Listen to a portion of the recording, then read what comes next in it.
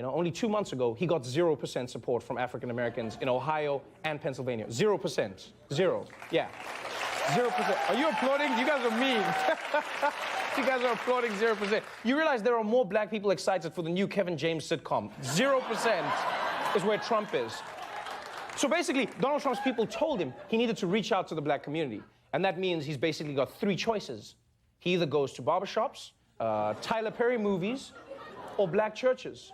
But he's not going to go to Tyler Perry movies because, I mean, Medea's a 2. He's not going to go to a barbershop because they'd hook him up, you know? And his only remaining option is church. On Saturday, Trump visited a black church in Detroit. Donald Trump swaying to the music this weekend at an African-American church in Detroit, reaching out for new support. No, no, no. You know what? I'm sorry. I've got to call out the media on this one. Donald Trump was not swaying to the music. He was swaying, and there happened to be music playing at the same time. The two happened completely independently of each other. That was not happening with the music. That was not with the music. Now the speech that Trump delivered at this church was from the heart. It was from his heart, and you could feel that it was from the heart because Donald Trump told us. Well, I just wrote this the other day knowing I'd be here, and I mean it from the heart. And I'd like to just read it, and I think you'll understand it maybe better than I do in certain ways. Okay, wait, I'm sorry, wait, what? So wait, you wrote a speech from your heart that you don't understand, but somehow black people will? What, did you write a rap song? Is that what happened? What does that even mean? Like, and for someone who claims they wrote the speech, he seems genuinely surprised at the information contained in his speech. Becoming the nominee of the party of Abraham Lincoln. A lot of people don't realize that Abraham Lincoln, the great Abraham Lincoln, was a Republican. Has been the greatest honor of my life.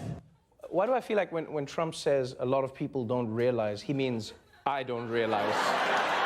Abraham Lincoln, he freed a lot of people don't realize. A lot of people don't realize this. Then he tries to play it off like the audience didn't know. Oh, and here's another. Wow, did you guys know you were slaves, huh?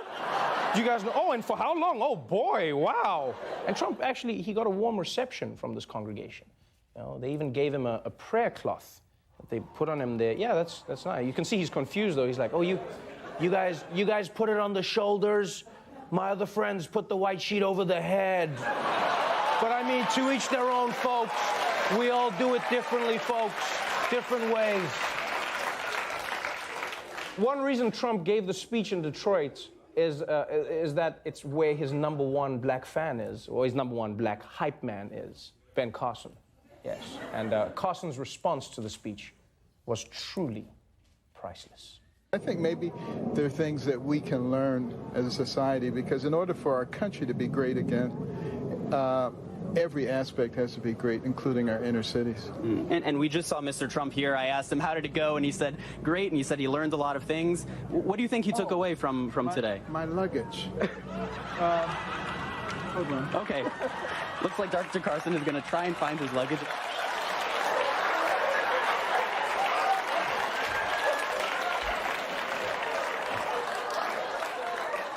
I love Ben Carson so much. I love him so much. And I also trust him less and less as a surgeon every day. I know he's good. I know he's good. But I'm sorry, guys. My luggage? In the middle of a live interview? My luggage? Is that the #1 thing on his mind? And the way he's thrown back, is this something that happens in Ben Carson's life? You know?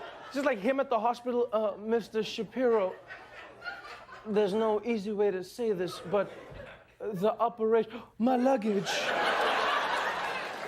Who is this man? For more on Trump's Detroit speech, we turn now to our senior campaign correspondent, Roy Wood Jr., everybody. Roy Wood Jr. Thank you for being here, Roy. It's been an interesting time, Roy. Yeah. What do you think about Trump's visit to the black church? Trevor, I feel bad for every member of that congregation. Think about it. You go to church every Sunday praying to God to keep Trump out of your life, only only to show up one morning and see him in the pulpit. Trump is turning good church folk into atheists. I can tell you, people were not happy about this, man. But Roy, there were people at the church. Stop acting like Trump packed out the cathedral. He was in a normal-sized church, and it was half empty. Do you know how hard it is to not fill a black church? Black people stop at church on their way to church. It's important to us. Church is important. That's why the service is so long. I went to church Sunday morning. I just got out. We have a lot to pray for, and man, it takes time. White church is an hour because all they got to do is give thanks. Mostly, thank God I'm not black. Oh, I know, that's hymn 52, I think. I've heard it. Beautiful, beautiful song. Yeah. Beautiful song. Yeah. Look, man, black people have a long list of grievances. I go to church with a briefcase. You think Flint, Michigan's gonna be saved with a couple Hail Marys? No. We need to put on a show. And we're not just at church, we're not just there for the new prayers. Half our time in church is checking in on old prayers that we still waiting on. I got a prayer from '97 I'm waiting to still come through. Man, I'm this close to getting tickets to see Cisco. And get them. You know about Drew Hill. What do you know about Drew Hill? I know about Drew Hill. How Is It Love for Me? Oh, yeah. Tell me what it's gonna be. Oh, yeah. Roy, okay. Let's be honest, though. You should at least give credit to Trump for trying to appeal to black voters. No. That's not why he's there. Trump is just trying to convince white voters that he's not racist so that they feel better for voting for him. That's all they doing. Now these white people get to go to the polls and, oh, well, how can the man hate black people? He went to Steve Harvey's church. Check. Trump's trying to win that white people with black friends vote so that they don't feel guilty around the water cooler at work. Hey, Jamarcus, did you hear that new Drake album? Bitch, you voted for Trump. Look, I hear you. You know what? I hear you, Roy. Donald Trump can't be president. Exactly, Trevor. We got to do everything we can to stop him. Yeah, so I'm assuming you'll be out there every day till the election, knocking on doors in Ohio, getting out the votes, making those calls. My luggage. Oh,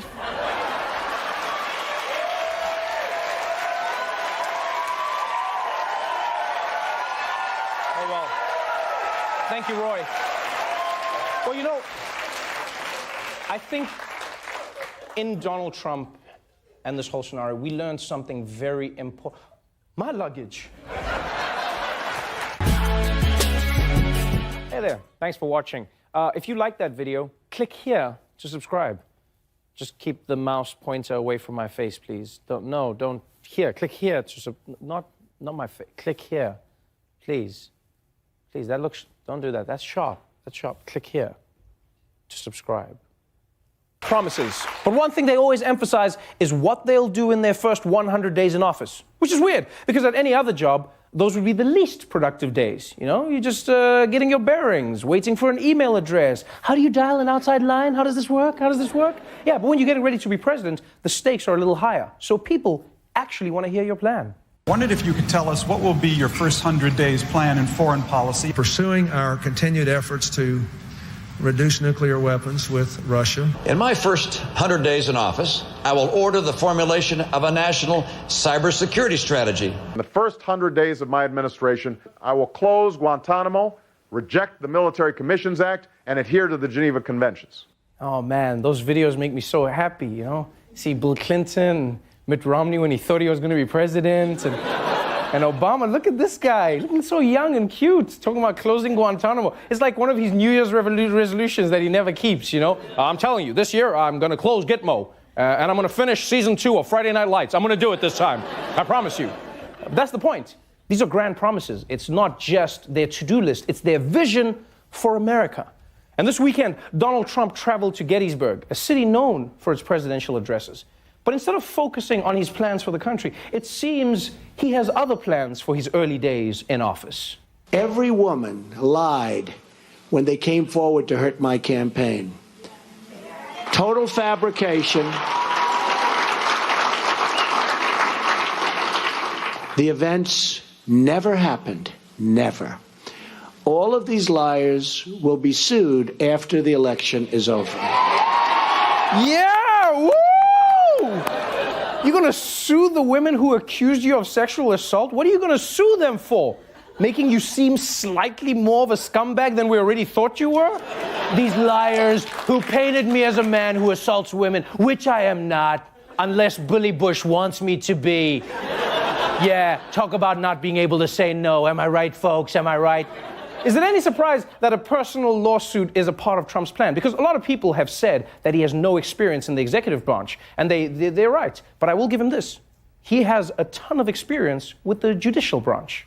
A group of lawyers at the American Bar Association ordered a report on Donald Trump's lawsuits. That report tracks Donald Trump's history of filing lawsuits and calls the Republican presidential nominee a, quote, libel bully. That's according to the New York Times. But that report won't be published because the association says it fears it would be sued by Trump. That's right.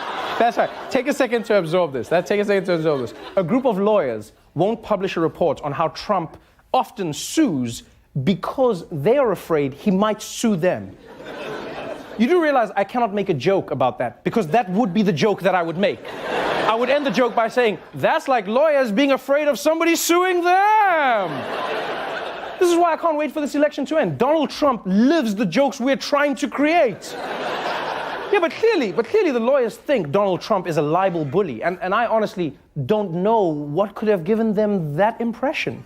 I'll probably sue Rosie. Let's start with Bill Maher. I'll sue him. When she uses the word fraud, that's pretty strong. So we're going to be suing her. If Ted Cruz doesn't clean up his act, stop cheating and doing negative ads, I have standing to sue him. He's threatening to sue the Club for Growth. We've also heard him talk about how he's going to sue the New York Times. Univision. I'm going to have to sue Univision now. I'm going to have to sue them now, folks. I don't have another choice. I mean, I could walk away, but I don't have another choice. Damn, Trump sues so many people. He's probably got platinum medallion status at the courthouse. You know, there's probably like a special lounge he can wait in. He gets Group A walk into the court first. He gets nice little hot towels, but he never uses them because they'll wipe off his tan. He just uses them like that. How did Donald Trump get this way? I bet when he was a child, he'd fall down and be like, ow, I got a boo-boo.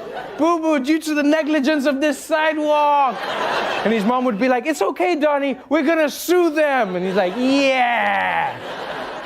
At least the one upside is that if he becomes president, there's a possibility Donald Trump won't be waging wars all over the world. Yeah, he'll be waging lawsuits. You know, that's what he'll be doing. I bet he'll be droning people with subpoenas all over the globe. We were watching the BBC today in Syria. An entire hospital was accidentally sued, including several babies. People said, everybody get down! This is it! I will say, look, with all the American